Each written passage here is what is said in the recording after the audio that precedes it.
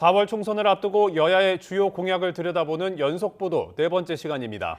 네, 국민의힘은 서민 자산 증식을 위한 저축 상품을 내놓겠다는 공약을, 더불어민주당은 가상자산을 제도권 안으로 품어 금융 상품화하겠다는 공약을 내놨습니다. 박기환 기자가 살펴봤습니다. 지난 1월 미국 시장에서 비트코인 ETF 상장으로 가상자산 가격이 치솟자 더불어민주당도 재빨리 관련 공약을 내놨습니다.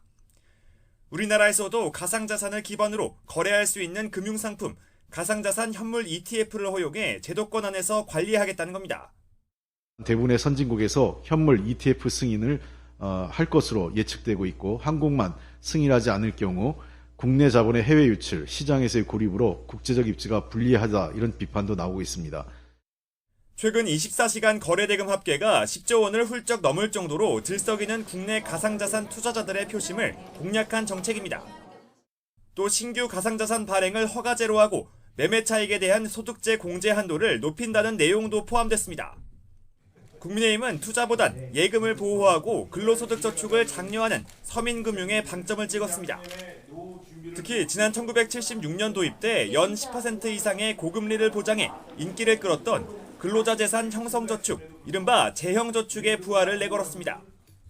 신입사원 1호 통장이라는 별칭을 얻을 정도로 인기를 끌었고, 국민의 재산 형성에 크게 이바지했습니다. 근로자 재산 형성이라는 목적에 더욱 부합할 수 있도록 재형저축은 정부 부담이 커지며 사라졌다가 지난 2013년 반짝 도입됐지만 낮은 이자와 높은 진입장벽으로 호응을 받지 못했습니다.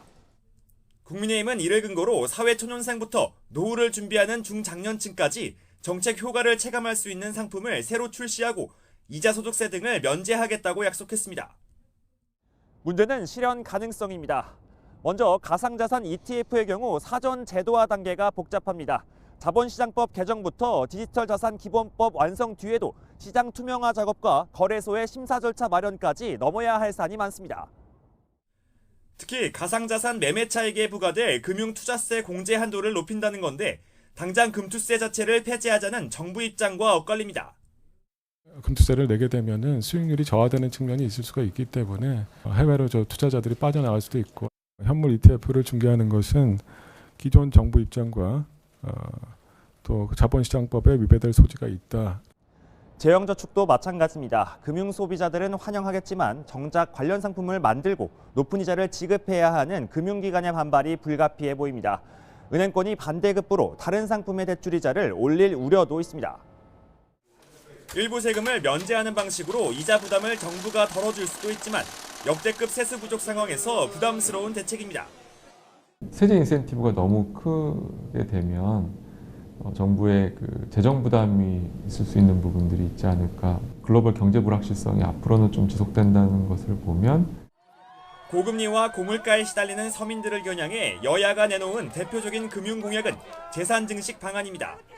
앞뒤 재지 않고 장밋빛 약속을 한 건지, 아니면 총선 이후 부족한 점을 가다듬어 실행에 나설지 두고 볼 일입니다. YTN 박기환입니다.